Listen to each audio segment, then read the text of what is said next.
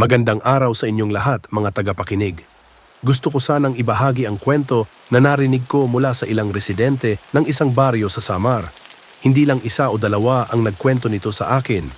Marami sila. Na-assign kasi ako sa kanilang lugar para sa trabaho ng 5 buwan. Kaya marami akong narinig na kwento tungkol sa Biringan City. Isa sa mga ito ang ikukwento ko ngayon.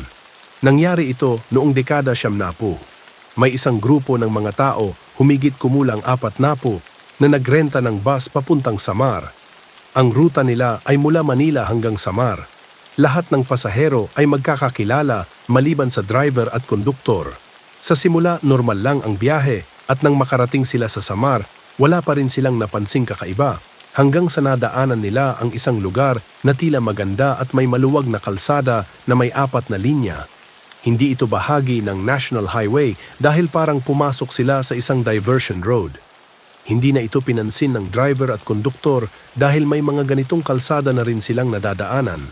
Sa daan na iyon, may mga bahay at ilang establishmento na karaniwan lang makita sa mga probinsya.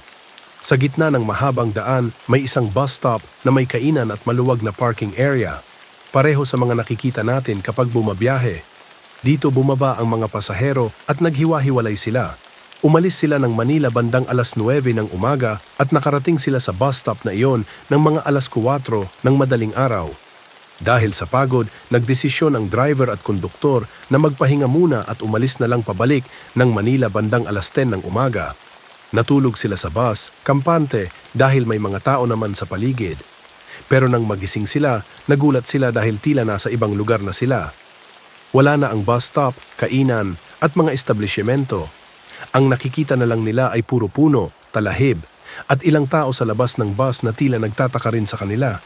Agad silang bumaba para magtanong sa mga tao kung nasaan sila at kung bakit nagbago ang paligid. Sinabi ng mga tao na pati sila ay nagtataka dahil walang bus na nakakapasok sa lugar na iyon.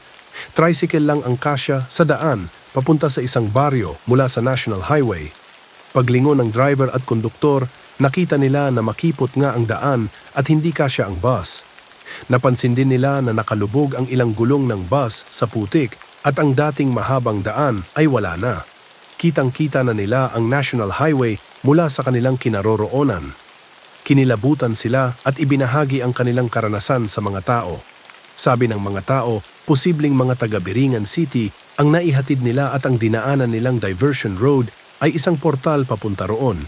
Sinabi rin ng mga tao na masuwerte silang nakabalik pa dahil may iba na hindi na nakakabalik kapag nakapasok sa Biringan City. Halos 1 buwan na nandoon ang bus dahil hindi ito mailabas sa makipot na daan. Kinailangan pang mag-clearing para maging sapat ang daan papuntang National Highway. Sa lahat ng mga kwentong narinig ko mula sa mga tao sa baryo, ito ang pinaka-nakakakilabot. Maraming tao ang nagpapatunay na totoo ang nangyari at totoo ang Biringan City. Hanggang dito na lang po ang kwento ko.